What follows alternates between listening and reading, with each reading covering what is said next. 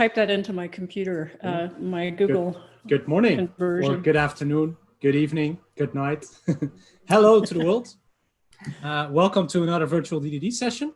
As always, if you have questions or anything, use the chats everywhere: Zoom, Slack, Twitter, YouTube, whatever.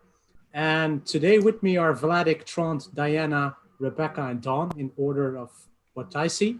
And we're going to talk today about balancing upfront design versus iterative design. And we already had lots of fun in our Twitter DM.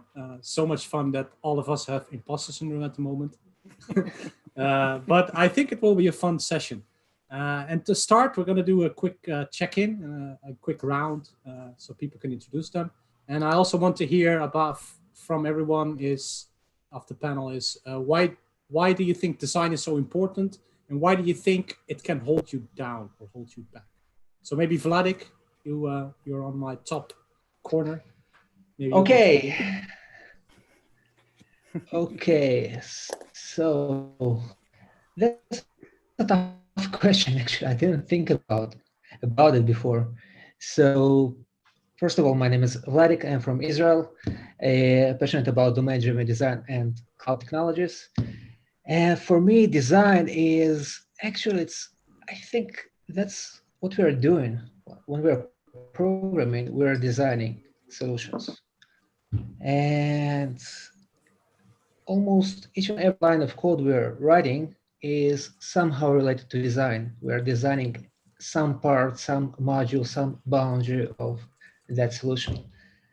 And what can hold it down is, I think the biggest impediment to good design is maturity, both of the organization and the engineers. But I guess we're going to elaborate on that a bit later. So, cool. Trond, you're up next.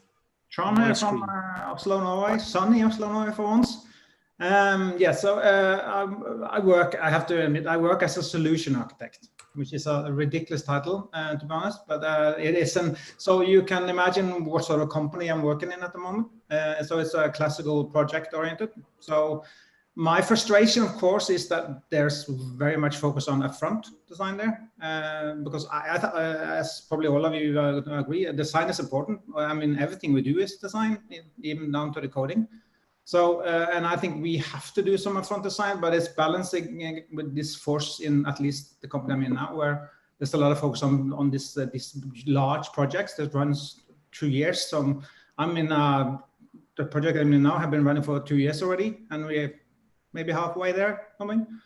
And so it's balancing the things here, and I'm fighting the projects all the time to do iterative. But that's a tough battle to fight. So I'm interested in hearing your all inputs and that, and help and get me to not win that battle, but managing it at least. Good starting point. Thanks. Yeah. Diana, you're next on my screen. Hi, Diana Montalion. I am a enterprise systems architect, and I specialize in knowledge and information systems. So content, I say content and making it everywhere, helping it be everywhere. And why design is important to me is it's kind of an interesting question, because I sort of have a what isn't designing. Like it's so an inherent part of everything that we're doing when we're building things and making things, that I would say that the blocker is predominantly trying to pretend we don't, or call it something else, or not agreeing on good collaborative and productive ways to come up with the best solution under the circumstances, and instead debating about the value of thinking in the process of doing, when I don't see them as different things really to begin with. So, but also the systems, for me, the systems part, how things fit together, people and technologies and things like that is just endlessly interesting and fascinating to me. And I enjoy the work of creating more conceptual integrity and cohesion, and that's important. personally important. So. Thanks. So Rebecca, you're up next. Okay. Yeah, so I'm Rebecca Wirfs-Brock, and I'm an ancient designer, and I still am doing design. In fact, yesterday with a client, I spent an hour and a half sort of sketching out this very complicated medical analytics kind of design for a particular capability. And it's interesting because we looked at code, we used our brain, we ran through scenarios. The goal was not to code, but the goal was to kind of understand what would make sense. And I tend to think that design is something that is very fluid based on what you need to know at the moment. And everything is always a hypothesis. So even whether I'm upfront doing things or doing things in the moment right before I implement it, it's still a hypothesis until we prove it out in the way we build and whether our customers find value in it. So anyway, I think what holds us back is being too rigid about well, we must do it this way. If we're agile, we never think about design until right before. I think that balance is what we need to find. Great, thanks. So last but not least, Dawn.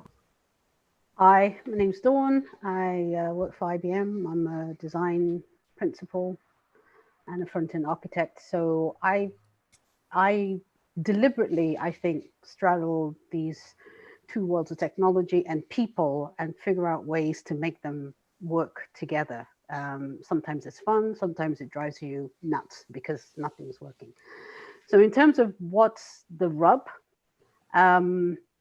design as a word, I always like to go back to definitions, is three things. It's a noun, so it's your intent, what it is that you said you were going to do. So Rebecca's point about the hypothesis.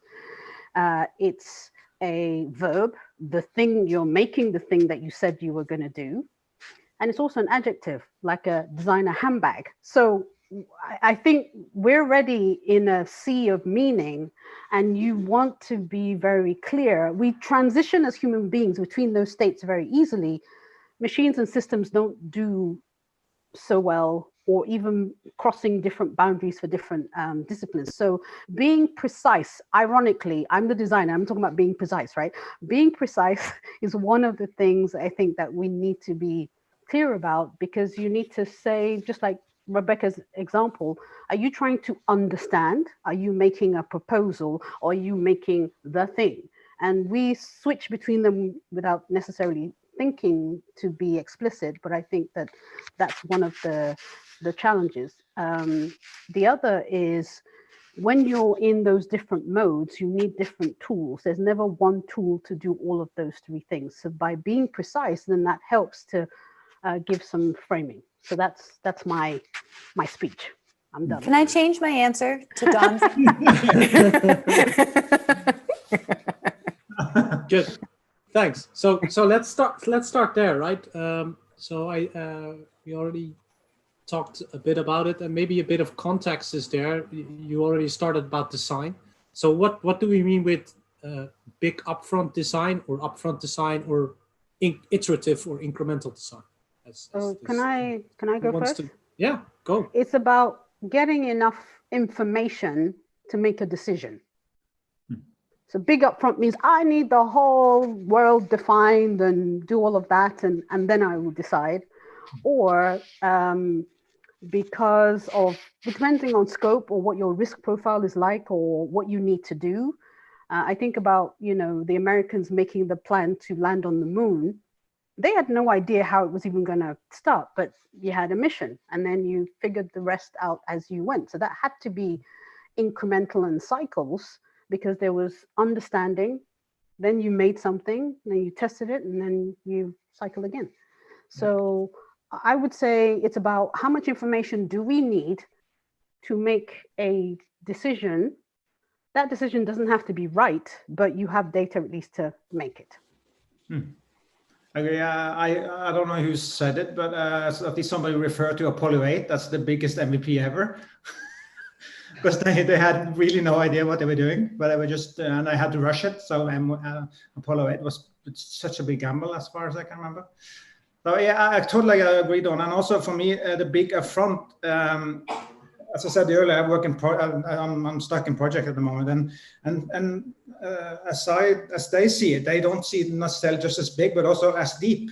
It has to go as deep and into every detail almost. And if you ask people for estimates or whatever it is, they need to understand it to very minute detail in order to sort of give them the rationale. So I have no problem with width, but depth is my problem. The width is fine because we need to understand, we need to have sort of a rough idea, and then they have the rough idea to set a direction and then move and not go too deep. Yeah, so is it then about certainty? Is that the big word in big upfront? So it's a wide, but you also need to go deep because you need to be certain to give out a estimation or something. Yeah, that's the at least where some people end up doing though. They have to go deep in order to be certain. I mean, I've been in companies where they have sort of they distinguish between the customer side and sort of the deliverable side, which is then of course outsourced. So there are customers sitting there detailing everything, and then I ask for estimates from the sort of the delivery team, and they can't give it unless they have a sort of a certain level of certainty about their solution. So then it takes it grows into a huge beast in the end, and you sort of get stuck and get nowhere.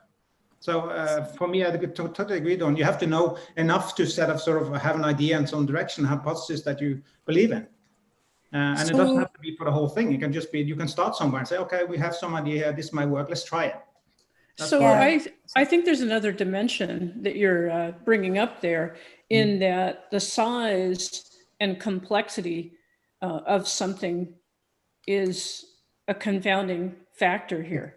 Because if I am doing something with a small Agile team of 5 people, that's quite different than a multi-year program or product effort where there's this tension between, well, I need to know enough so that we don't screw up and we're not going to get it perfect. And that's why we re-plan while we're doing it. And that's just the way it goes. Whereas with the flow of features going through a small team, that's quite different.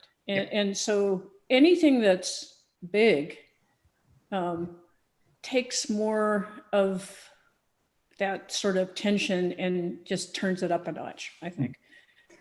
You can't just say, oh, I'm going to evolve everything from, and put 300 people on it or 1,000 or whatever. You have to have some kind of structure or plan.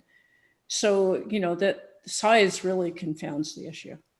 And for me, there's a polarity inside even the idea of big upfront. So when, what the word that always comes to mind for me is TOGAF. Big upfront is TOGAF, right? And not really, and I use some of the tools from that. But to me, inside the polarity is, are you architecting control? Or is the paradigm shifting so much, or mental models shifting so much, or the concept shifting so much that you need to be able to spend some time working on the conceptual level in order to be able to understand where the leverage points are, what will matter to change, and how can that change happen? And so for me, it's always both. You're always trying to create enough structure for control, and also you're trying to change the mental models. And I feel like the negative reaction to big upfront is mostly about this idea that you can know everything and then control it, because you can't. But that it goes too far then to try and also include thinking about anything before you do anything. And that's going to mean that you're going to rebuild the same mental models or the same relationships between the parts that you started with, right? So are you architecting control, or are you architecting change? And they seem like the same thing, but I think they are not the same thing. So I totally agree, the same thing. The size of it does, the amount of time that I would invest, sometimes it's very small, sometimes it's months and months, in invents in upfront, is related to the difficulty in being able to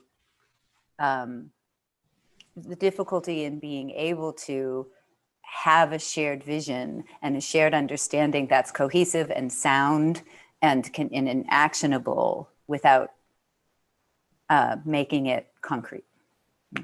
And not doing something really stupid and costly. Yeah. Yeah.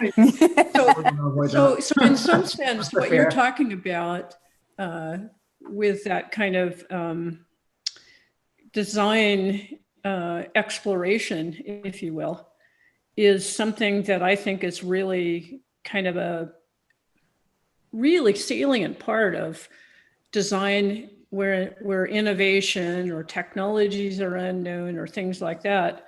And that kind of design effort seems to be stuff that we don't do that much anymore. I think we've pushed to not do that. Maybe you do in your world, but I've seen people like push that kind of thinking about design to like, oh, that's just too speculative. We got to just go for the MVP. And I don't think, but how did you know what the MVP, you architected and used that, right? Yes. That's thinking. That's like, exactly. right? I think all I'm saying is we used to do a lot more, in my perspective, with clients and work that I've done. We used to do a lot more of that than we do now. Yeah. so. I think somebody mentioned it, but I think it was you, Tron, where you said, I can't remember who. Everything is a hypothesis to be answered, and trying to be certain without information and without feedback, without some sort of support other than your opinion, is when we get into this situation where you can be certain without being correct or right or precise. And one of the things that we do in design, that's bias, to fight against that is to have feedback, and you keep asking for and you keep getting external feedback, not just your opinion, to weigh those two things, either from your audience who you're making the thing for, and they'll say either they love it or I hate it, no, I'm never going to use it, and you go back to the drawing board, because if you don't, then you already know that if you put that on the market, nobody's going to pay you for it, and that's already a failure point. So being able to explore, to understand, just because there is an architectural pattern that's been used for 50 years, someone who's coming in to architecture brand new doesn't understand that pattern. If they don't understand it, then it's the same thing as rote learning, and you can use it, but God help you if you have to tweak it or change it or adapt to it, and you're removing adaptability. And because people are certain, yes, this is going to apply based on my previous information, the only way you're going to be, you get confirmation is that's either going to work or it's going to blow up in your face. There's no space for, well, let me try something. Does it work? Okay, I'll try that. Does it work? And then you have almost like a dance that's going on. It's like, from A to B. And that whole thing with we started this debate in terms of iteration. Iterations are not just going in endless cycles, which I think what people are trying to defend against. They're narrowing into a point, but you can't always start precise. You start wide and then you narrow in. And I think that where we are now, there's a lot of things that we know, but the kind of problems we're trying to solve are huge, unknown, difficult problems that we literally have to go back to fundamentals, like Rebecca said, and go back to discovery and exploration again, because we don't know how to solve those. I end up scaring every project manager. I have probably done that every time I've talked to any project manager. I say, no, we don't know how this is going to work out. We have no idea. It's like it's so frustrating because some have the idea that, okay, you have done this before, can't you do it again? You know how much it cost last time, right? Isn't it obvious now? No, it's not. Every time we make something that's new. And it's very for me, the coding language, the technical language is formal logic, right? It's the checking and application of formal logic. But the design or architecture process is informal logic, which is just formal logic when you can't be right, when you don't know if you're right. And that has its own clear structure and skill set to do. And if you don't do well at the informal logic, then your formal logic's gonna suck and be disconnected and all of these things. And so it's very much, it's sort of that measure twice, cut once sort of thing. This is by checking your assumptions, by gathering feedback, doing those things before you do it, does it hang together with the other things, just by spending that reflective time, getting that, just makes it more sound. So that when you do it or you deliver it, you still don't know, might be completely non-appropriate to the situation, but soundness is a trustworthy thing, right? Cogency is a trustworthy thing. And so it kind of always surprises me that I have to make so much time to argue that is a valuable thing, only because it's going to, if you're doing it anyway, you're making every single thing we deploy is a decision. Every single thing is a decision, right? And so by improving the ability to make those collective decisions, you improve the quality of the output that just goes together.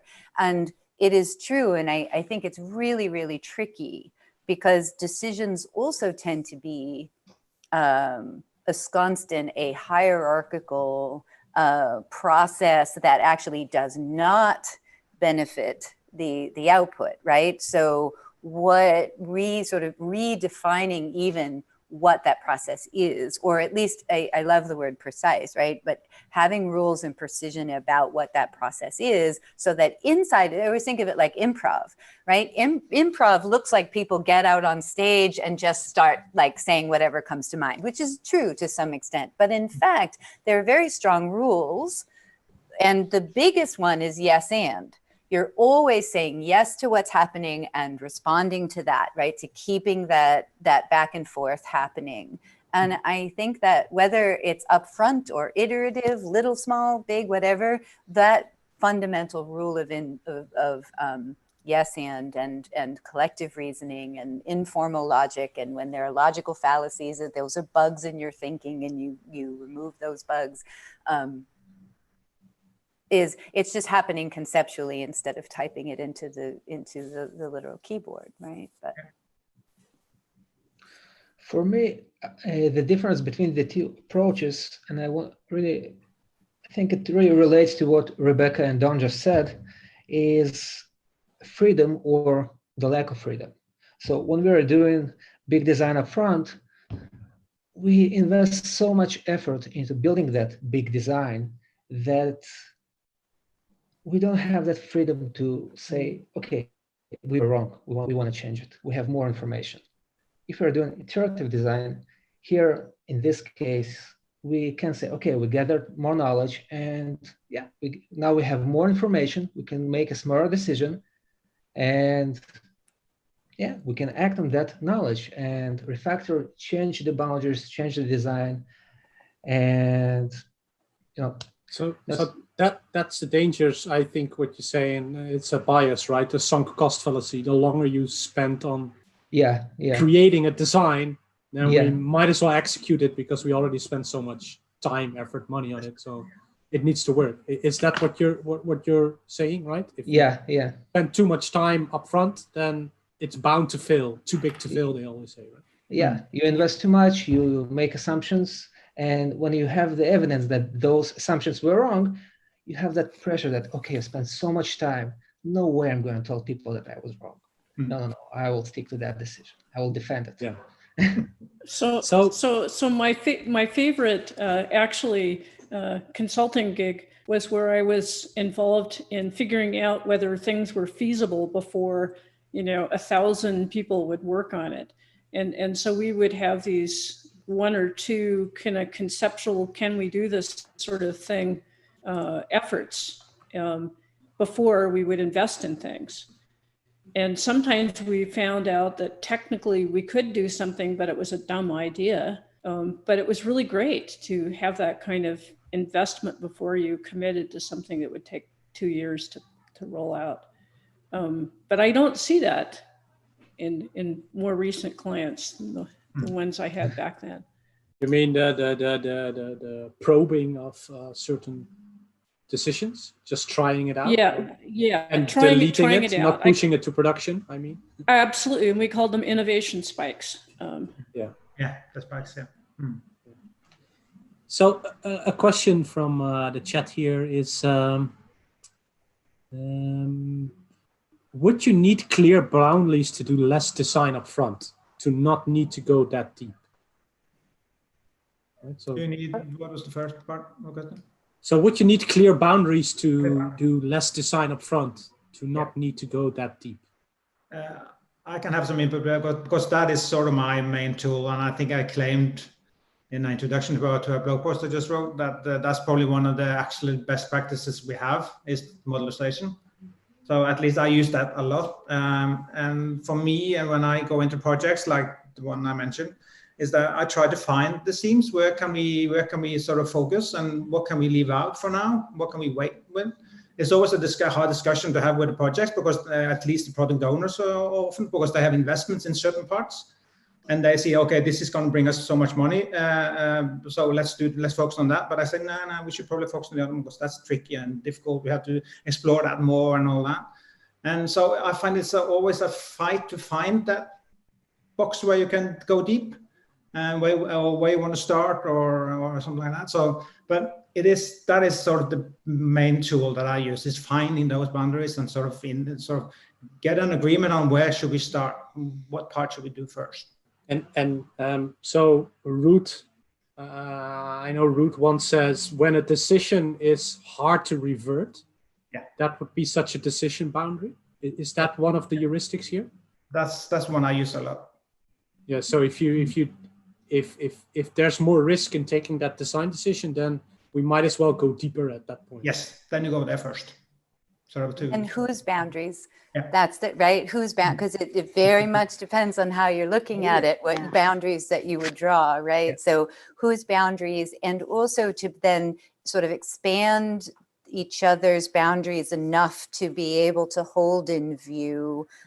So for example, in a non-architectural practice in product ownership, it's the debate of, am I responsible for technical debt? I just sort of want this thing built. Like, how are we, that's not even, that's like, but that's a bit, right? You understand where that boundary comes from. It's a budgetary boundary and it's an energetic boundary, but because I am the Lorax, I speak for the system, that's never a boundary, right? So I find that the who question, in terms of figuring out the boundaries up front, if I forget to ask the who question, I get blindsided later with somebody's point of view that should have been integrated, I think, but I neglected to.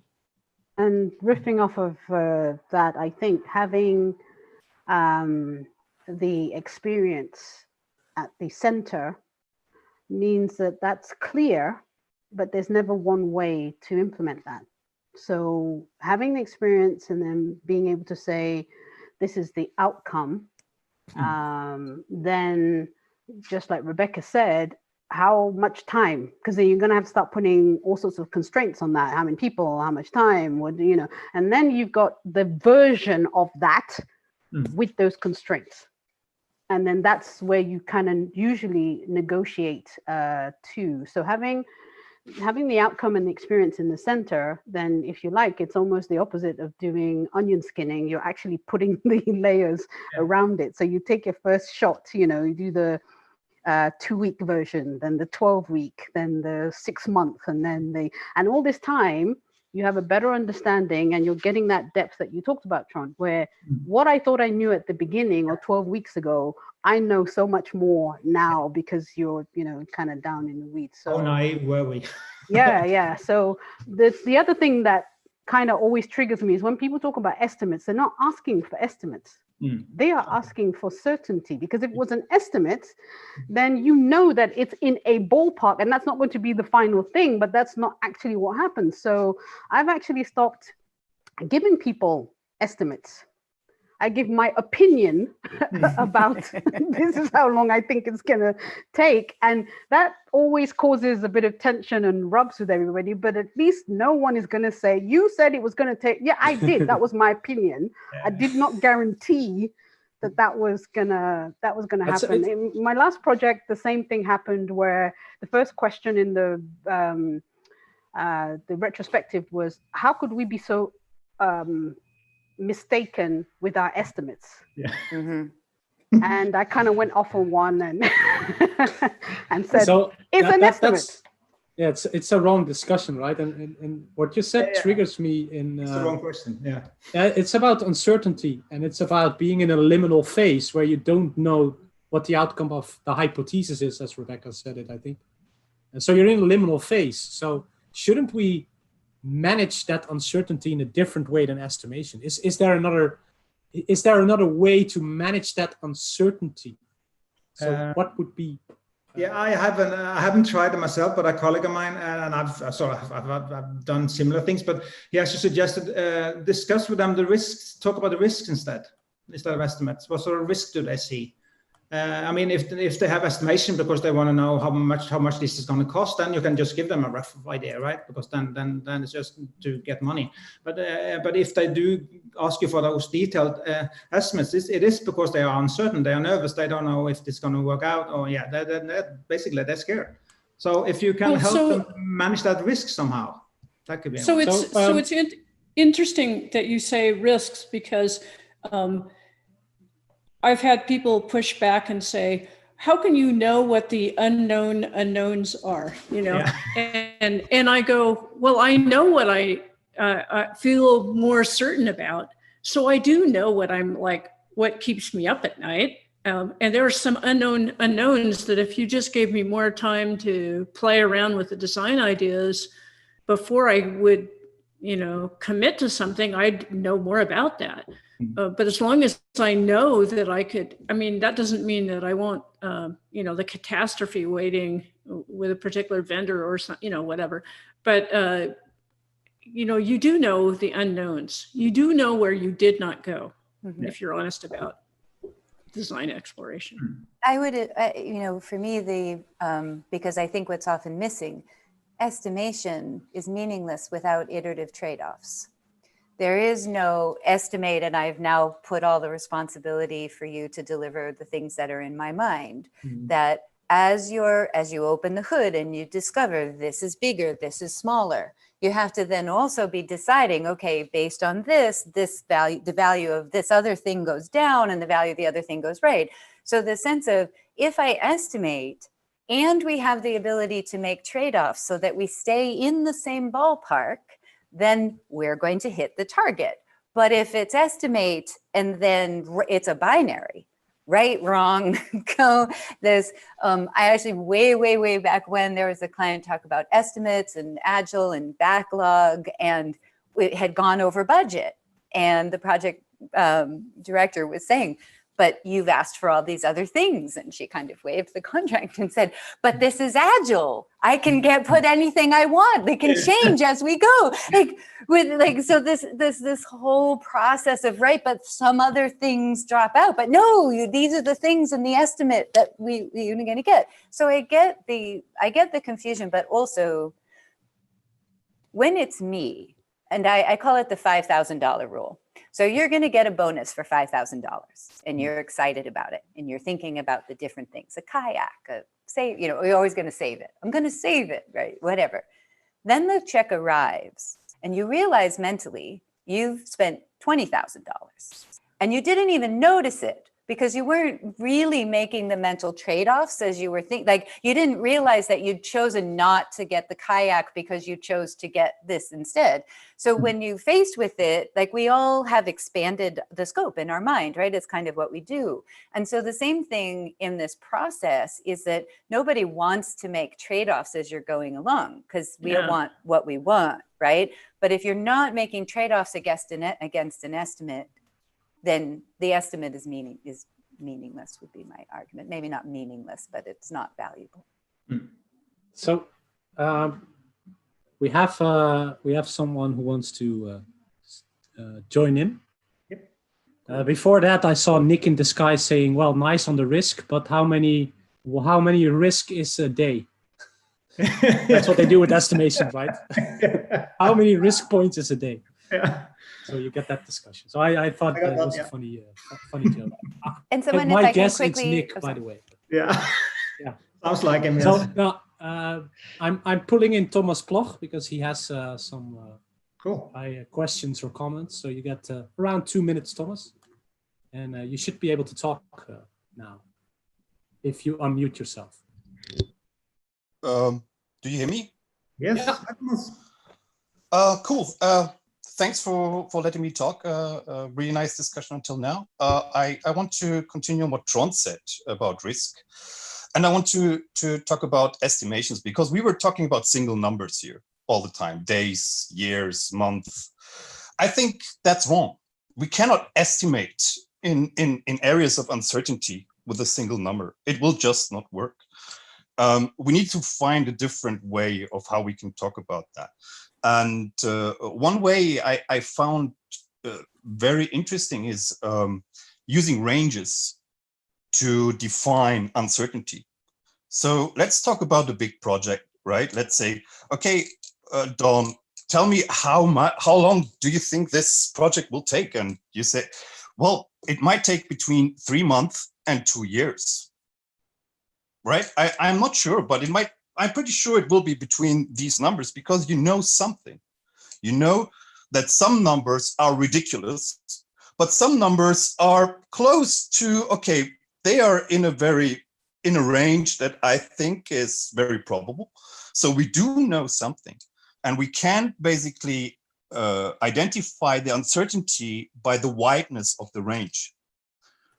So now we know how uncertain are we about certain areas.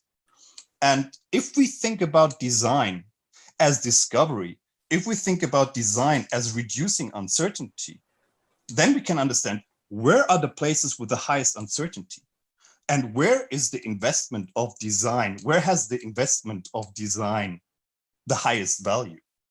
And then we can make this conscious decision. We have the highest uncertainty in this area here, so we should invest most of our discovery, of our design, of our upfront resources into that area. So it's not really a question. It's something I have been talking. I think, Kenny, you were in my workshop at the last domain-driven design, which was very related to this problem, which is identifying the areas of uncertainty where design will give you the highest value. So this was my comment. Thank you very much for letting me talk. I hope I could spawn some thinking and discussions. I'll be there, and yeah. Thanks very much for letting me come. Great. I already see Rebecca wants to reply well, on so that. So I'm going to mute you, and if you want to say something more, just raise your hands again. Okay, Yeah, I just have one remark to Thomas's. I kind of think about this as a colleague that I've known for many years talked about it as being opportunistic.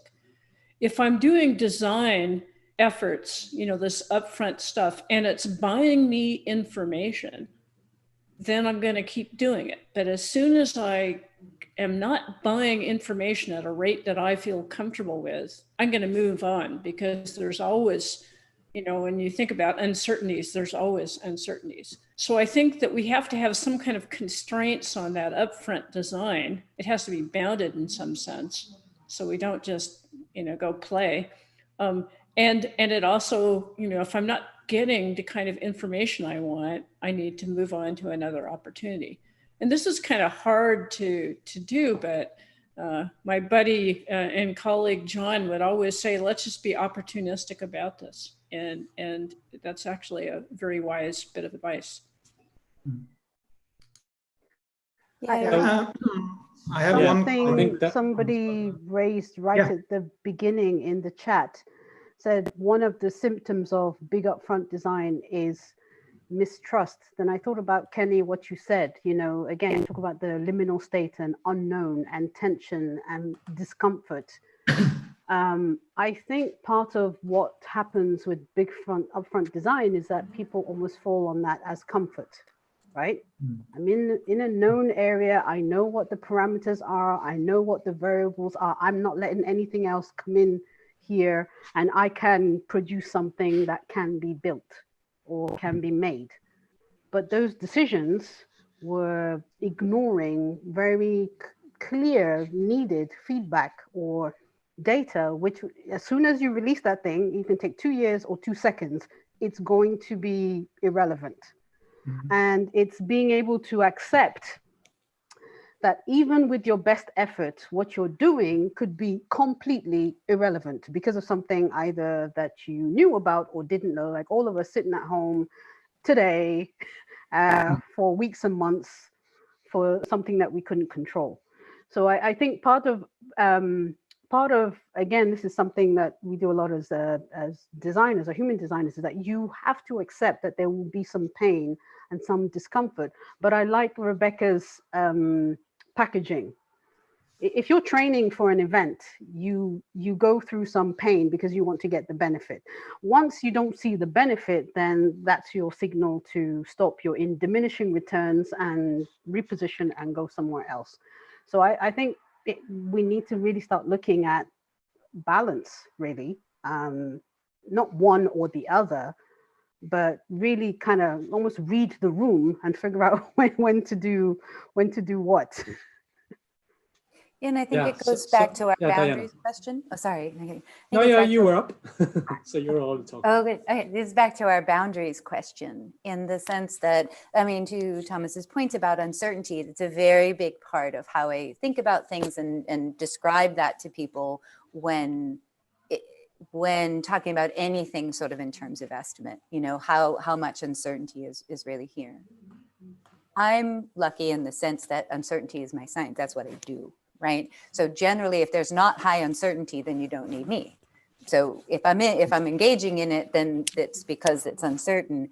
And for me, it's very important for me to, and for us as a team and as an organization, whatever that is, to set the boundaries around the people reconciling the uncertainty, right? So I don't want to go so far as to, you know, I think to Vlad's part about freedom, right? I don't want to go so far to then define things that can be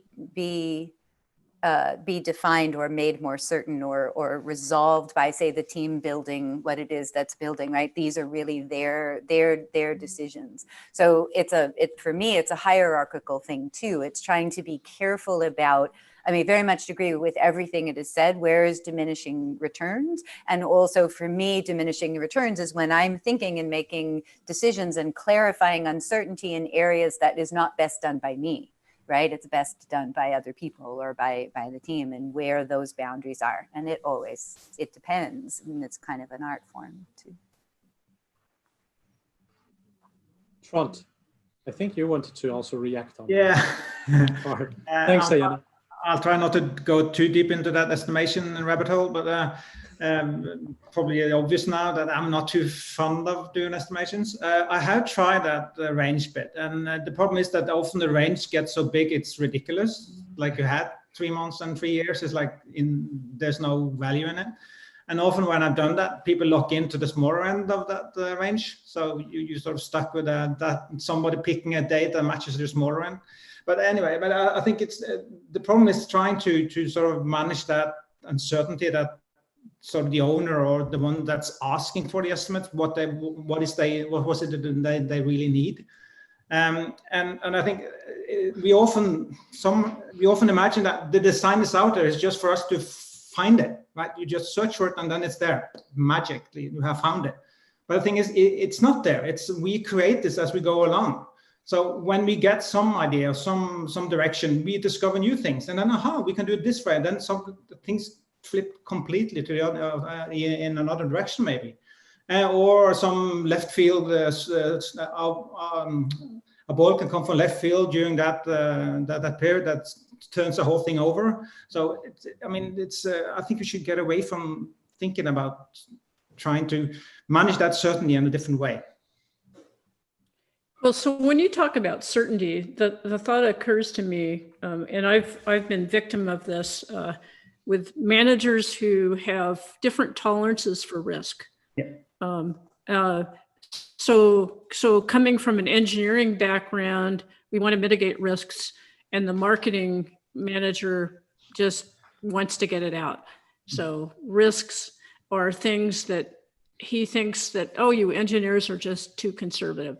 You know, and actually, you know, maybe there's this myth of, well, the product owner is the decision maker, but it really is in a complex, you know, product world that there are many people that weigh in on a decision. There are group decisions that are made, and I guess it would be interesting to talk about how do people even surface and make visible different decision makers' tolerances or reactions to risk, because I think that's an important thing to think about. Thanks. Vladik, you also wanted to. Yeah, so regarding estimates, actually, the most horrible horror stories about estimates that I participated in personally were because we had no range of estimates. Like, we were sure this thing is going to take 2 weeks to implement, because from the engineering perspective, that sounds simple. We know everything. But from the business perspective, they had no clue what they wanted. So the requirements had to change almost completely. The final project result didn't look anything like what they wanted initially. So from engineering perspective, we were estimating the unknown unknowns. We were not even able to come up with a range of estimates like month or a year. We didn't know that.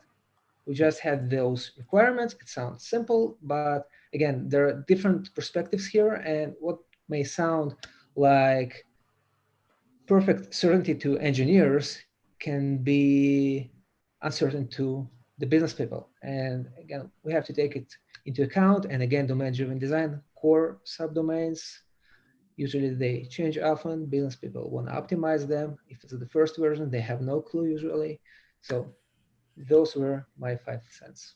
And to follow up, may I, on what Rebecca was saying too, in an example that I have an example of, I think generally speaking, a good way, or the way that we do it, that a business critical system and business critical activities needed to continue while we basically replaced most of it, right, at the same time. And in this case, I was able to build a team. So there were 5 of us, and particularly combined skills that made sense. We had 2 3-month sessions, including the ability to do POVs. We're able to work with, and I had already gone through a process of selecting the vendor, the target, the primary technology, not all of it by then. And so when at the end of the time, I go to the CEO and say, $3 million, here's a time and here's a timeline. There's a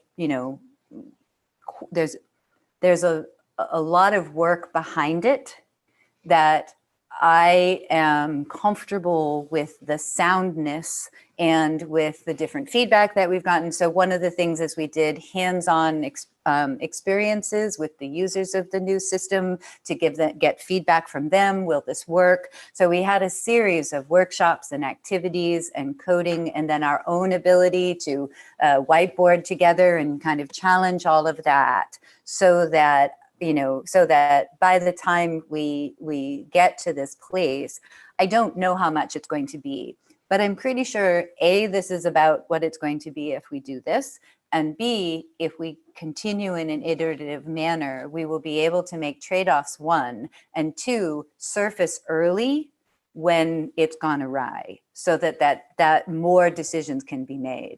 If we were wrong, we're going to say early, we've discovered we were wrong. Here's what we're doing about it. Here's kind of how we're responding to it. And so to me, that's an example of a good situation of thinking about things up front, but not doing it. And I've seen very similar types of situations begin without that. And they said, yeah, it's $2 million, it'll be best in class, everything will be fine. And $10 million later, nobody really knows kind of what they're delivering, right? So I knew we would all end up today saying it's both, because it's both, right? It is, and it will always be both.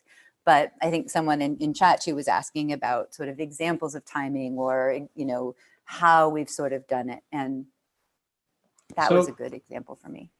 So I think what that's a good example. So my question here is, I think we all agree we need to do upfront design and iterative design, right? It's an end-to-end situation. But why should we balance this polarity? What's our purpose of balancing that? Sanity? Sanity. To actually do sane work. Rather than ask why, I would ask what purpose does it serve, right? Yeah. So big upfront design, we've just said there are advantages and disadvantages. The disadvantages are you are locked in a particular set of parameters and nothing is ever going to change. That's the problem, because if there's a variable that you haven't accounted for, you're screwed, because that thing is waiting to hijack you later on. If you're iterative, then I think I drew a diagram. The worst case is that you end back up where you started in a full circle, no forward motion. But as long as the journey, you learned something and you gathered some data, which will then allow you to eventually move forward, great. So there are two axes. Therefore, you have to have, to me, the mix. The real decision is how much do you mix them? Otherwise, everything is flatland, which is what big upfront design is, or running around in a planar circle and you never get anywhere. So, and ultimately, I think it's coming back to getting data and using that data to make a decision, not your emotions, not your hunches, not your mood, not what side of the bed did you get out in the morning. And in order to do that, that has to be done together. Mm-hmm. You have to have people with different perspectives. I think the person who asked the question about the ranges is, again, trying to add that different two ends, and then you meet somewhere in the middle. And then obviously we've got patterns, and with experience and lived experience, there are things that I've seen this before.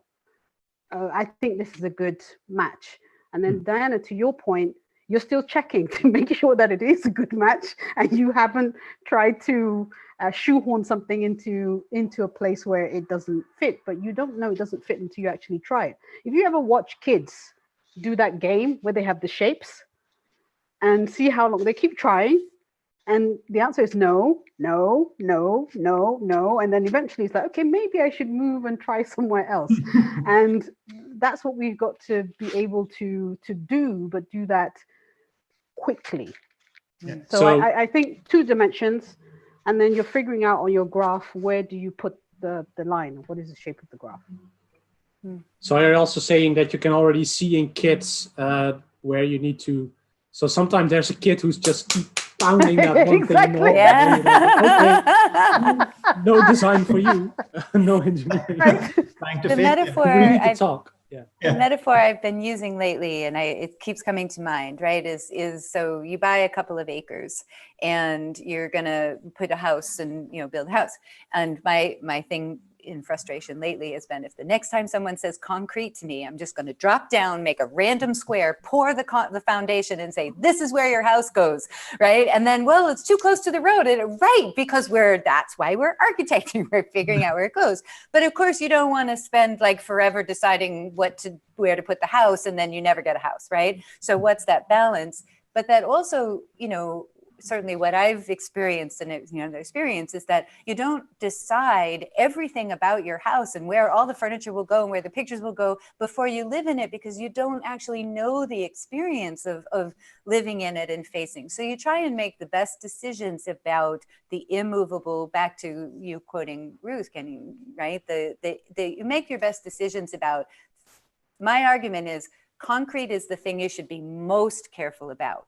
It's not the thing you should always be. It's the thing to be most careful about. And then when you do the concrete, you do this. And so that's the real life metaphor, I think, for technology design, right? Is that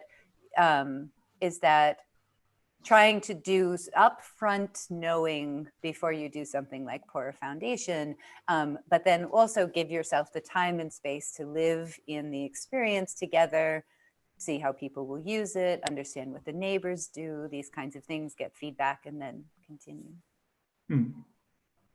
Yeah, there's 2 points I want to, before I get to continue on yours there, Diana. I noticed a comment in the chat that I agree with, is that for me, you have to decide to land the disagreements early on between the people. So for me, actually, this has been a sort of realization the last few years that as an architect, I'm more of a mediator, a collaborator, than actually a designer in a lot of ways. So what I do in my role now is more or less just going around, getting ideas from everywhere. So I wish we could, for example, work closer together with service design and UX, for example, because we do that too little. And we often we don't talk to the users normally, because we only don't talk to the business analyst and system analyst, of course. And so I want to bring as many people together and get an agreement, and then sort of have a rough idea and say where we're going. And then I like the idea that I think it was Dave Snowden who put it up, that architecture should be a scaffolding, so that you sort of put up something that you can build around. And you don't want to be too structural there, because then you have no maneuverability, as you said, Diana. Right? You have to be careful what you set in place first and how you go about it. So there are certain things you have to sort of decide on early on, but limit it and make yourself flexible when you move on. And this brings me a question for everyone else, right? Is this like, how many times has the problem been that people are using the same word, but they mean different things? Right? And that you're not actually disagreeing. You just haven't defined the word so that it's the elephant problem, right? Yeah. That you're not actually disagreeing. You're not even solving the same problem. And it's just because you haven't taken the time to ensure that you mean the same thing. Yeah. You're talking to the choir here of the DDD. I thought so. I was hoping when I said that's what the answer would be. Language, no, never heard of it. No. No. Irrelevant. Ambiguity? No, I use canonical data models. So. Yeah. Great. So there's another question here by Subhas. And the question, Don, you would like to answer that question live, I see. It's, does it make sense to say every upfront design is iterative? By the very definition of product development, we are forced to change things when they don't work out. A design may be upfront when we are discussing the next 3 months, but over 3 years, it bounds to be iterative. So are we simply always iterative, but over different time scales? Of course, by shortening iteration, we save costs, effort, and time. I like that. Right, Don? I like that. Yeah, I think the qualifier for the upfront design was big upfront design. So spending a huge amount of time, not necessarily most effective, back to Rebecca's point, in the design without getting feedback. So we do need some understanding. We do need some, like Diana said, figuring out, okay, even what's the order, who needs to be on the team, what is required. When somebody says we're going to start a project, none of that is defined. So that has to be defined. And the thing about product development is that you get feedback. people don't pay you for your product, so you go bankrupt. So then you figured out that maybe that was not a good choice. Or you make a release. The sooner you make the release, and I think somebody joked about MVP and what the definition of that is, you're going to get some feedback and some data to tell you if you hit the target or you didn't, or maybe you hit a target that you didn't even know you were aiming at. And so once you got to that step, you collect that data. The iteration is what you do with that data. If you don't do anything with it, then you're still in big upfront design, even though you have all of that feedback. Or you open the door and you say, okay, so what's the system telling me? What are people telling me? How much money am I making with this thing? So what are the financials telling me as well? So upfront design can be done in an iteration. I think what we're saying is don't try to define everything and then stick to that and get that built. That would be my answer there to that question. Okay, And thanks. Anyone? Yeah, conversely, go on. just sort of quick, conversely, the because again, sort of speaking for the system, one of the things that, so Fred Brooks saying conceptual integrity is the most important thing in system design. So what I have seen a lot is that in people saying by skipping an iterative design process, you end up with a system that has this big piece over here and this piece over here and this piece over here and this piece over here, as if you add on to a house. So you have a Tudor house and then you put the French country thing here and then you put this is brick and then this is wood and this is concrete and this is, you end up with that. And that's just so common. And so for me, yes, I think it's all iterative. But then I also think it's all it's also all improving the whole and how the whole hangs together at the same time, which is not really iterative. I mean, that's a little more forward motion, so that the system has a point of view as well, and maintaining integrity that's going to potentially be different to a product need or how you necessarily meet a product need. And so if you don't have those discussions, then the system reflects that you never did any of that integration work. So then you end up not being able to do any more integration. So you can either have them as you go, or you can have them all at the end when you can't go any further, but they would happen. So yeah. I think inevitably systems of systems become ossified over time, regardless, because after that's just maybe they I don't know, maybe they should have a half-life, but they don't, and so we are always patching on and ruining the integrity of things, because the integrity is kept by the people who understood it, and they don't always stay with this complex system. So from that point of view, if I think about design as and design renovation, there's times when we need to do that too for systems. Mm-hmm. And anyway, just an observation. Regardless of what we do, time and changes that are made cause atrophy of system integrity. It's kind of it just happens. Yeah. And I also find that when you do iterative design, which I highly recommend people doing, is that when you do that, you often make very different design decisions along the way than you do when you did it up front. So just recently I had a big argument that we should probably do that, and some technical experts say no, we can never do that because that would break the integrity of the system and all that. But there is you have to fight that battle as well. You said, okay, we probably have to sort of settle for some bad pains now for a little period, but in the end we're going to get there. But just let us iterate here. And yeah, so I find that a very different way of designing things when you do it iteratively.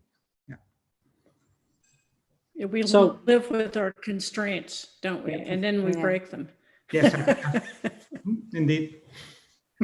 So a few things I've seen in chat, and I think that people wonder when do we actually go from design, or design in a matter of, because coding is design, right?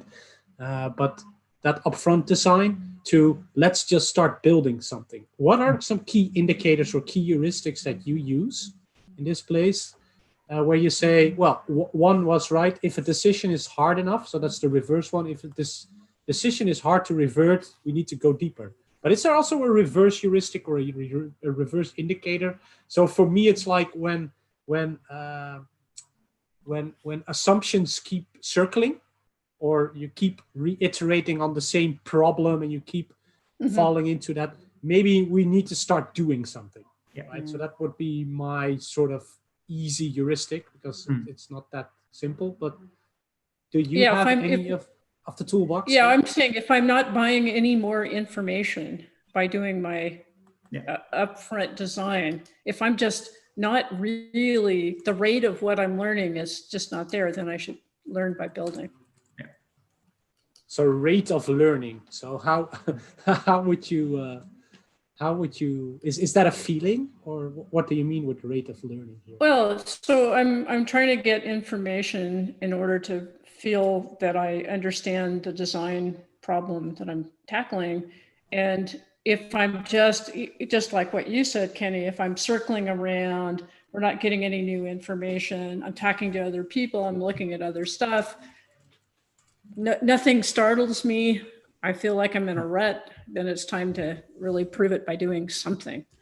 And there's often clearly a time in which the way to get the more information is to doing, like, that the questions would mostly come from putting your hands into it and figuring it out, right? That's still part, doing doing one right now, a very short version, a demonstrational version, because part of the problem is we're trying to sort of structure something that is a giant, complicated, entangled mess.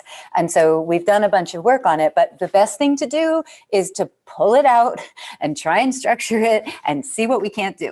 Like, what can we just not do? Like, because I can guess what the pain problems are going to be. And then I can go back and say, kind of to our challenge with uncertainty, I can go back and say, okay, here are the two areas that are going to be really hard to continue on, right? We don't know what to do. So we'll know what to dive into next. But the information actually comes from starting to build something, right? That's how we learn.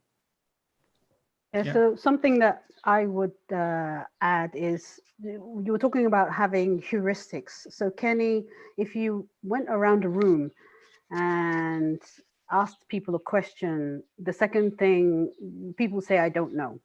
Then the next question I would ask is, okay, so what's the probability confidence that you have at how much or how little you know?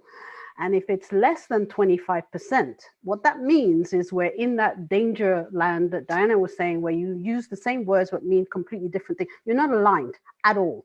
So my first job would be to make something that would end up being a reference. It's not an output. It's not the thing that we're eventually going to make, but it's a reference. It's almost like a foundation that then everybody stands on and say, yes, when we say design, we mean this, and it will probably end up being some kind of a prototype, which will be a show, not a tell or a description of what that end experience at least could be like. Then you can turn around, test that. People can say, yes, absolutely that, or no, never that. And then you start to get some of that data that Rebecca was talking about. So in uncertainty, make a thing that you are going to use, one, to align everybody around, and two, to show the thing, especially if it's something that is new. People, you're asking people to explain their imagination, put it in front of them, and then go through that, and then you'll start to get to a point where you can say, yes, it's that, or no, it's not that. Okay, if it's not this, what did you mean by your suggestion, and so on. And so there is some value in doing that, but that is just prototyping. and it's not the thing. But what happens is that people make a prototype. Yeah, that was the thing that I wanted, and then they're not ready to complete the work that Diana was talking about to make it into an actual solid house. It's not a shack or a shed that's going to blow over in the first winter. You want an actual, solid house, but you want it to sort of, sketch it and look like that. Another thing that we tend to use as well, and I started using this for my architects, is what fidelity is that thing? Is it low, medium, high? Is it sketchy on the back of a napkin? Because then you know how much pressure you're going to put on it. So uncertainty, make a prototype. Certain, make the thing, get it out there and get it tested and get some feedback to make sure that it is what you thought it was. So those are the two ends of the spectrum. That's how I'd approach that problem. So Pitch, going into this, and I'm not sure what your perception of that is, assumption mapping, right? You've talked about it before. The only assumption map I know, I'm not sure if it's the same, is that you have two axes, right? Known and unknown, and unimportant and important. And you divide the assumption in that. Is that the one you talked about? And is that useful in this situation? Okay. So maybe care to explain a bit more? That would be a simple way of sorting it. And then I would add probabilities on those as well. Okay. But that starts to make it a little bit more complicated, because then that gives you an interesting insight. There are people who speak very confidently, but when you ask them what the probabilities are, they'll tell you, oh, that's just 10%. Meanwhile, if you went on the way that they stated something, then you would think that they were 90% sure. But again, it's a way of getting to a hypothesis and getting people to understand you're not certain, so we need to test it. So yeah. And I want to inject, if I can, for me, and I'm hearing this a lot in what you're saying. I confess to a little bit of impatience in the world, not in this room, which is delightful, but in the world we talk about formal logic and informal logic and the piece, so that there's a sense of either it's code, it's in GitHub and it's code, or it's nothing valuable. There's nothing else. And that there are many artifacts that are created as you're going through the process that give cohesion and value and help you know what you're going to build and they may or may not be code. It might be whiteboard. It might be, what the, event storming, whatever that is. But for me, that delivering artifacts that create clarity and enable a next step and continue on that iteration, that those artifacts are wasting our time until we get to the real thing. Right? That's not, they have differing values and all that, but it's not wasting our time until we get to the real thing. Informal logic artifacts and formal logic artifacts come together to create sound output. And so we've actually, done a lot of, different client scenarios, experimenting and now artifacts are part of the backlog that are demoed, that are done, that need a why this is valuable and what you're going to do with it, right? So we're giving them more concreteness, so that the understanding is that sometimes it's code and sometimes it's an artifact. More often it's code, but sometimes it's an artifact or it's prototype code, but that each of these things are about the delivery of the thing, right? It's not like either we're doing or we're just talking about it. No. So going in there, because this is where I struggle with, right? I've got to a lot of companies who make a lot of artifacts. Then I go in and they haven't done anything yet, or don't know which way to go. And then I ask them, well, I could go in and let's do a big picture event storming to get some alignment and they get the bigger picture. Yeah, but we already have all these things. Can we reuse it? Yes, they're valuable, but in what context? I'm usually missing the context or the history of these artifacts, and just making these, which are important. I'm not saying they're not important, but I struggle a lot with that thing. And maybe you've seen that, anyone here seen that before, but I'm struggling a lot with all these artifacts being made. And then I'm like, okay, but context? When, where, how? Exactly, because the point of those artifacts is the cheapest way to get the answer. You don't know, right? So yeah, go ahead and write code for every single one of those. First of all, it takes you months, and it's going to take you a really long time because you don't know what it is that you're supposed to be instructing the system to do.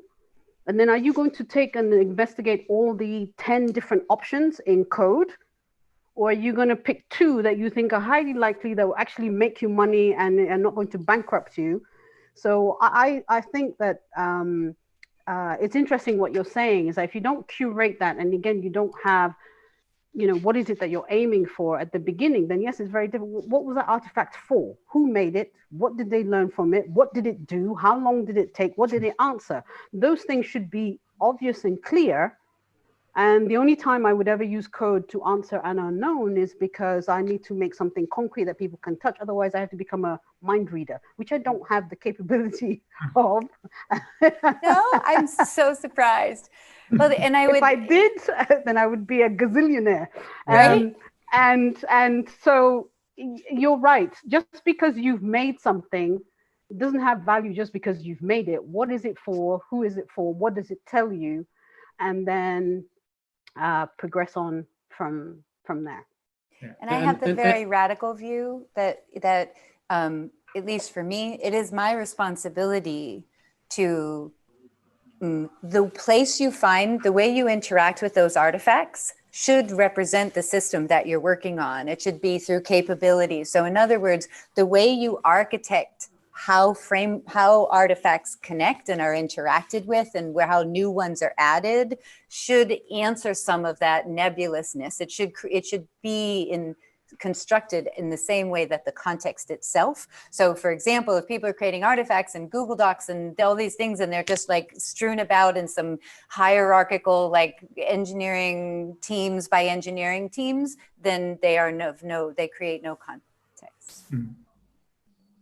Yeah, I feel we often, or at least companies often, put too much value at code that they created. It's like the sunk cost fallacy again, probably. And they created this thing and they spent so much money and time on it, and of course they have to reuse it somehow. Of course. And that goes the same with their TOGAF models. Yeah. So that's sort of the hard battle for me, at least with the more technical people, is to let them let go of that notion that sort of code is expensive. You can rewriting, it's all right, it's okay. Yeah. And that's the maturity that I often see that companies are lacking. Maturity both for engineers to be conscious that it's okay to be wrong. It's okay to make a wrong assumption. You just have to be mature enough to go, first of all, to notice that you were wrong, and second, to fix it.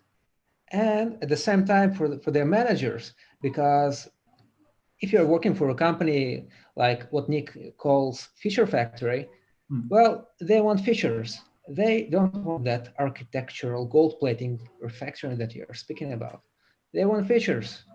So if you go to such manager and tell him, okay, we made a wrong assumption and we want to fix it, then you're going to get a hard time. So we need maturity both from engineers and their managers. And how are we, what's your heuristic there, Vladik, to get more maturity in there? It's a tough question, I know. Yeah, education. I don't know. I don't have an answer.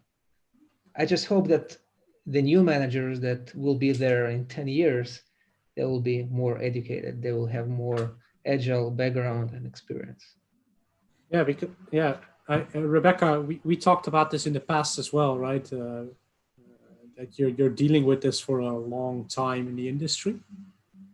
Have you already find some heuristics how to change that mindset of feature factory, let's just call it. Well, it's a hard sell, because people, I think, who took up Agile after the early days of Agile were looking at it as being the accelerant without having to do too much stuff. And so, what's this thinking? We're just cranking out, we're moving through the backlog, we're delivering stuff, we're managing So they were looking at it as the hopeful next thing that will solve all their problems. And so I think that in some sense, when Agile really took off, actually design, or the value of design, or the perception about the value of design thinking and design work sort of got pushed aside a little bit.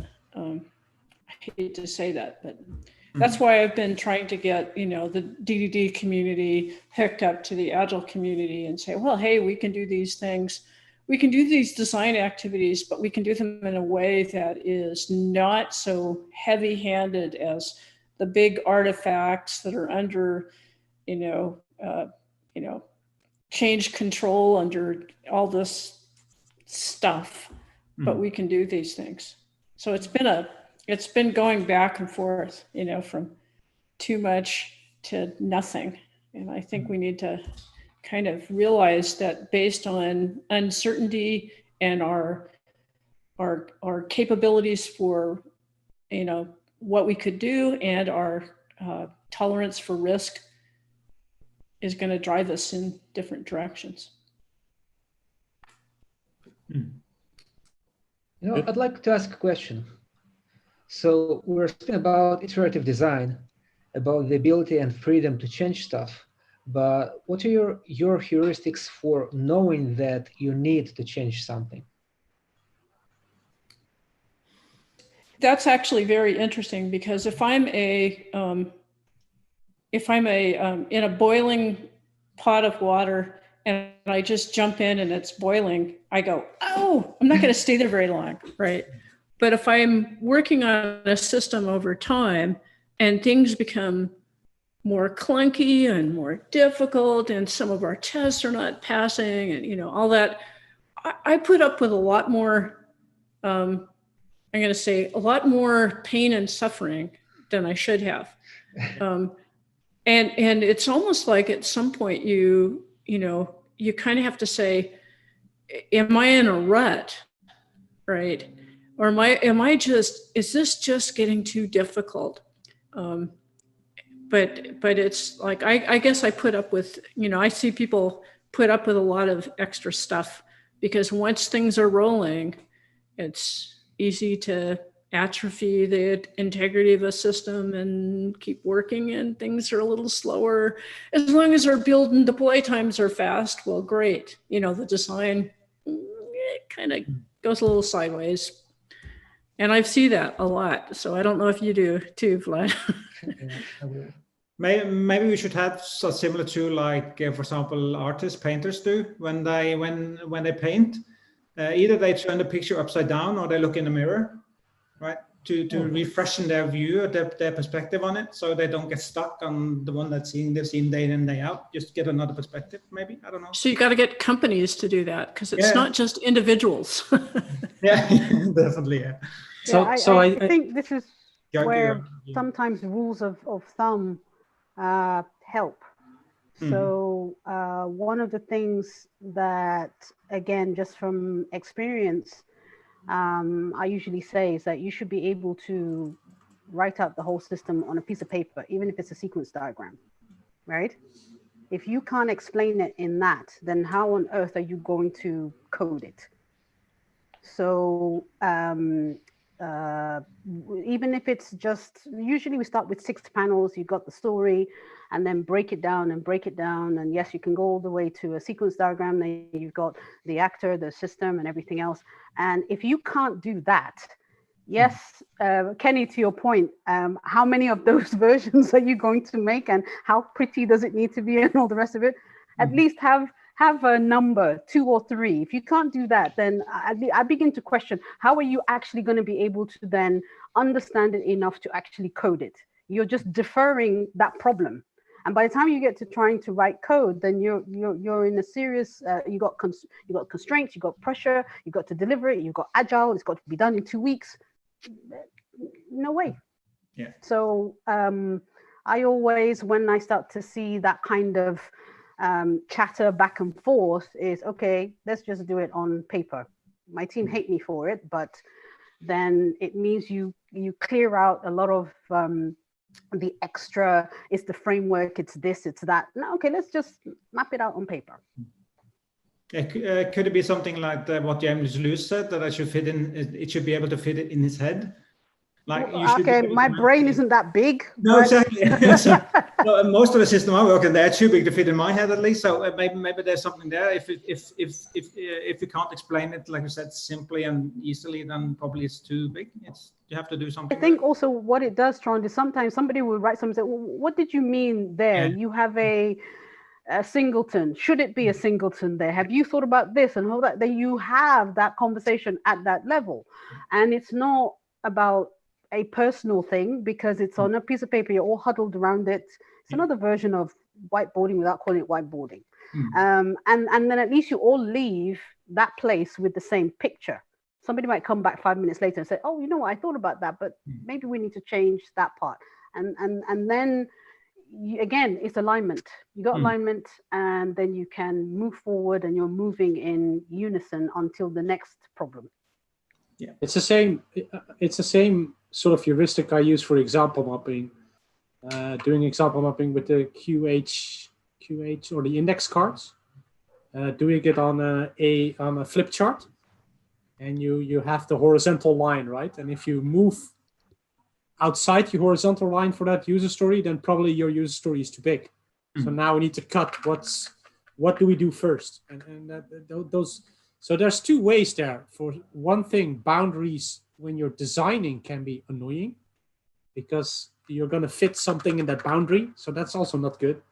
But first you want to diverge, and then you say, okay, now I'm going to put boundaries there and say it needs to fit in this. Is that also what you mean, right?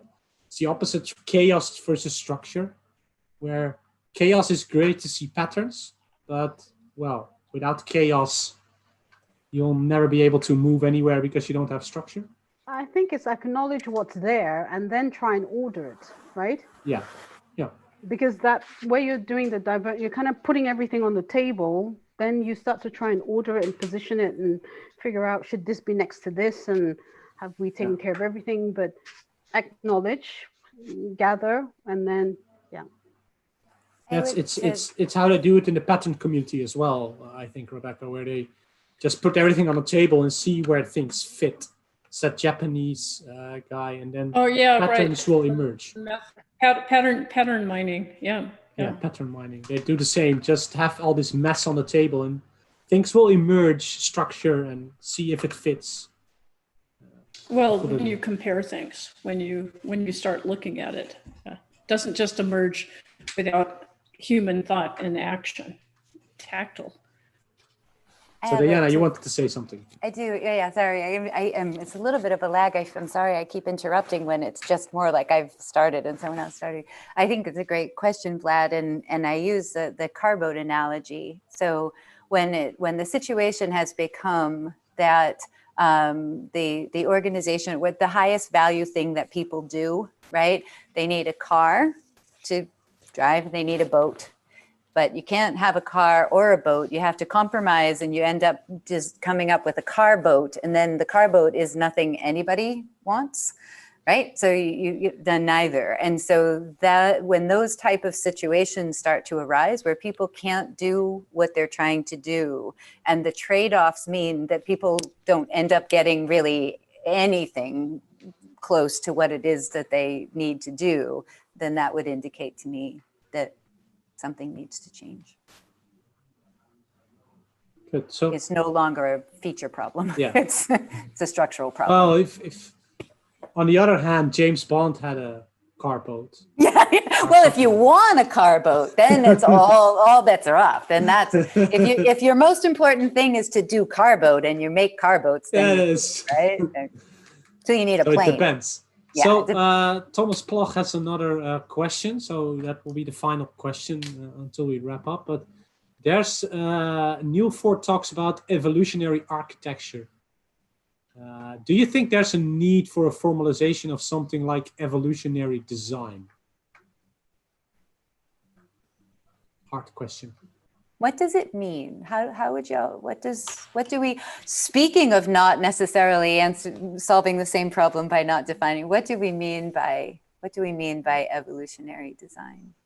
So I haven't read the book, so I don't know evolutionary architecture. I'm not sure if anyone else here read it.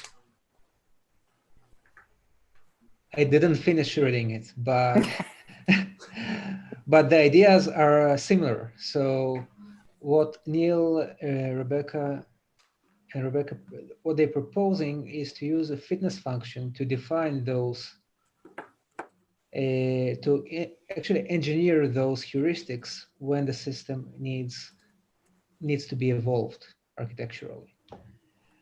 But to be honest, so it's some sense, isn't it getting constraints on? You're really defining a set of constraints that are, I won't say triggers for evolving. Yeah. Yeah. So and it's a different Rebecca. It's Rebecca Parsons. Yeah, I was looking it up really quickly. Hey, we get confused all the time. She's a wonderful person, so that's not bad.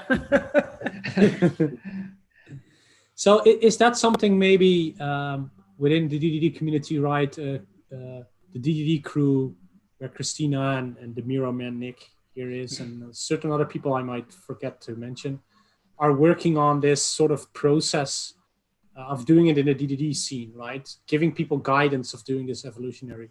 Would that fit in there? These things, or does that make it too constrained again? If you say define it, and this is how you need to do it.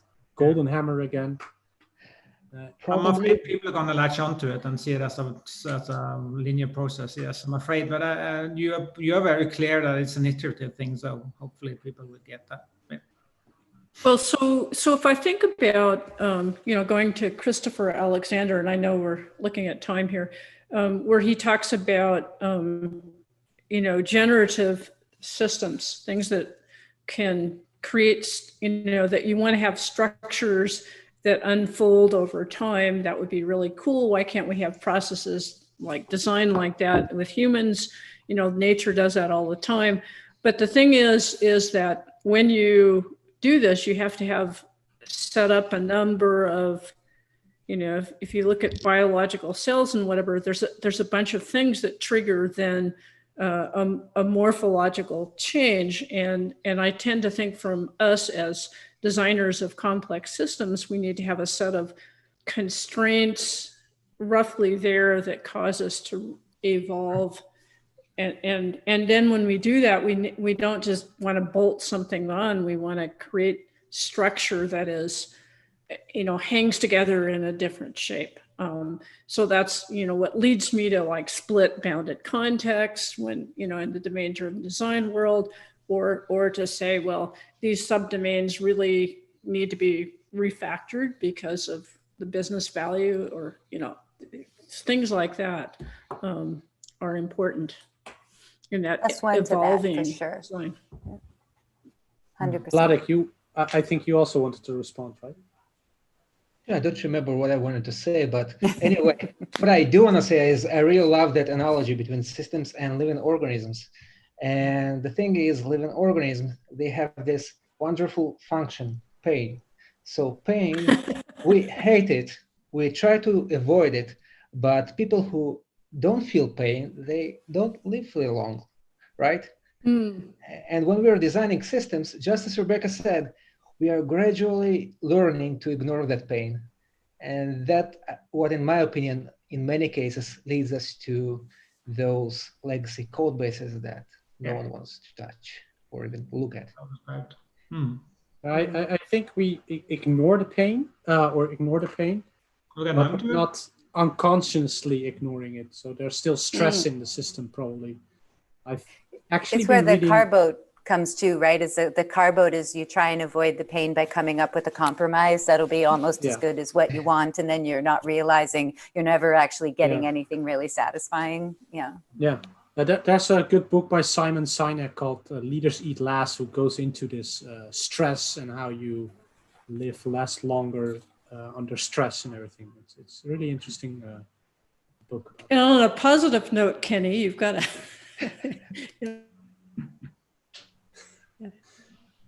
bring us up. Yeah. So one thing maybe that's what I'm getting from this conversation. Shouldn't we just learn how to manage uncertainty towards the business, towards our stakeholders, towards anyone? That design is just not certain, and we can help you explore and manage that uncertainty with you together. But that's what we actually need to be as architects or as designer, managers of uncertainty until we can make it uncertain. I think, Diana, you said it nicely at some point, right? If there's no uncertainty anymore, I'm not needed. Is that actually our job? Managers of uncertainty? So this is a word, right? This is probably a translation word, because I'm like, oh, not manage. You don't manage. Managing uncertainty is the problem. Like that's the thing we're not. But I think it's just in what do we mean by manage, right? I think that we are. So for me, that it's. How do you come to the best possible solution under the circumstances, right? How do you understand the circumstances when the conditions are uncertain? And I would say that what we do is foster that process, so that when you come to conclusions in circumstances under that uncertainty, that we've created some soundness, we've created some cogency, and it's still uncertain. So you're not avoiding uncertainty. You're not pretending that you can manage uncertainty, but you've brought good informal logic to it. So not so much in managing the uncertainty as managing the way to act, despite the fact that uncertainty is always a factor. Right. That's what I mean with managing uncertainty. So I would say for design, a lot of times we're creating situations for the thing that is the most unpredictable, which is people. So we have, and I like what Diana said, we have processes. So you do step 1, 2, 3, 4. Then at the end of it, you've done something, you've gathered some information, you analyze it, you look at it, and then that helps you to figure out what you're going to do next. So there is structure. Something has to have structure. If your situation is completely chaotic, then you have to put in some structure, just like we said about acknowledging, putting everything on the table, and then organizing it. So there has to be some structure, and you have to agree together what that structure is. Otherwise, if you have 10 people in a room, you ask their opinion, they will give you 10 different things, even if it's on the same topic, like we have right here, right? Yeah. And a power structure is not structure. Right. That's something else. So there's a sequence of steps, and then you see what feedback that you get. It's like, okay, I did this before and this happened, right? So I'll give you an example. We're trying to figure out a new administration process. Everybody has an opinion about what that should be. So where we started was, what is the current one? Nobody actually knew. So we started there. Record the current one, get that down on paper, and then go through some suggestions for what we were making. How would it impact and change this current one? What was our hypothesis? And then we went and checked with our clients. Some of them loved the changes. Some of them said, if you do that, I will never touch that thing again. So now we had a clear idea that our population was either they're going to love it, or we have to do something about that other group. We're about to be sacked. But that came about because we had questions that we didn't know. So we went and effectively did some research, but there was some structure. Once we got into areas that we did know, like, okay, you're going to have security. So is it SAML, or is it OAuth, or is it whatever? Again, you're looking at your needs. And if it checks all of those, then as an architect, you look at an additional number of areas and parameters in order to make sure that is a solid solution, but at least it has met those needs. So I think another heuristic is, if it's complete chaos, pick a process, follow it to the letter, and then examine your output, rinse and repeat, and learn from that. If you have things that are known, please don't ignore them because someone said you have to follow this process, because then you still end up with the same results. So those are the two recommendations I would make. Great. Thanks. So I think that would be it, roughly. Before we wrap up, I see no further questions anymore, at least not from where I'm looking at. What I want to ask to leave, Trond? Could I raise one? Do you have time for probably a tricky one? Yeah. Since we have Dawn here, I'm dying to ask him this. Because some would claim that when we are doing design, it's very linear. We often don't cater for adaptability when we do it. We set a direction and we try to move in that direction. And yeah, of course we can diverge a bit and stuff like that. But it seems to be like we have set a direction or even a goal and we go there regardless. And somebody also claimed that the double diamond from service design is also linear in a way. How can we create? So I like the evolutionary architecture image is quite good. So how can we create that adaptability in our designs that we can actually handle unforeseen things and maybe even we can discover new areas, there is a new acceptation or something that happens. And how can we do that, you think, with architecture without setting it too set in stone? It's a big question, probably. Is that question for someone specifically, Trond? Yeah, I was thinking actually you probably have some good insights there. Because I think the diagram might be too planar, right? It's on a piece of paper, but it's not showing the journey over time. That is the big problem that I have. If you looked at that diagram over time, it wouldn't look as neat as that diamond. And that's where, again, that image where I had the full circle, you started back, or you're spiraling down, but your circles are getting tighter and tighter and tighter till you get to a point. That's reality. So time has to be taken into account and the journey that you have gone through. And it's never, I don't know about anybody else, but I've never had a linear journey from here's our idea to this is the thing that we're making. I feel like I'm zigzagging back and forth to the start, and then I start again, and then I'm back to the start and start again. And each time, hopefully, it's getting shorter. So that diagram is a representation, but it's not a representation of the journey, is my opinion. And it's a fundamental truth of systems that the lowest level patterns scale. Right. And so people tend to be looking at the symptoms of patterns, and they don't say, well, okay, there's a low level pattern here that repeats, and it scales and it does all of this stuff. Right. And the system will learn. Right. And so if you're having to put a lot of executive control, hierarchical control in an area, it's because there's a pattern that keeps scaling so that it can't work as a system naturally would. And so one of the things for me is that often we're tending to look for solutions instead of trying to identify not a linear solution, but some foundational assumption or understanding or pattern in the system that is fine when it by itself. But as it, or maybe it's actually, usually it's not, usually it's a toxic by itself, but it doesn't seem like a big deal except that it expands.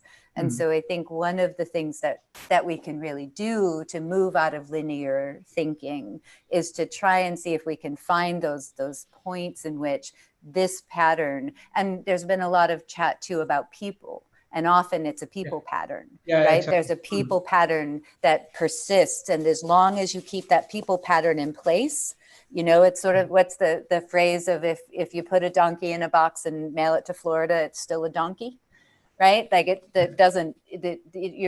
people are often doing all of these things around that pattern problem, that fundamental problem, without actually finding it. And that is not a linear thing, right? That's a pattern thing. And you know where it is because it's the thing that everybody knows it's there, but is doing exactly the wrong thing to solve it. Like that's sort of the end, because it's so counterintuitive to do it. Yeah. But it's a good, I like the heuristic, right? If it's complete chaos, follow the process later on. And that's the balance we need to find out. And I forgot to mention Casper there with the starter modeling process, right? Which is great for people who dive into the domain-driven design space, and it's complete chaos for people. It is, because it's so totally unstructured, because the book is 15 years old. But at some point, I think when you structure it, you'll find it and you get into that Shuhari mode, right? So first you go in and then you learn, and then you see at some point, oh, I can do this different. Can I? Okay, I still abide by those rules. So, yeah. So thank you. It was a really pleasant conversation. I hope everyone would enjoy this as well, as much as I do. I learned a lot of new stuff. And one thing I always ask at the end of such a meetup is, what can people do different tomorrow to balance this? And I think there's already a few of these answers, but just a quick thing. What can they start? We already talked about a lot of the heuristic, but for you, only for you, so a monologue, what can we start with? So who wants to start?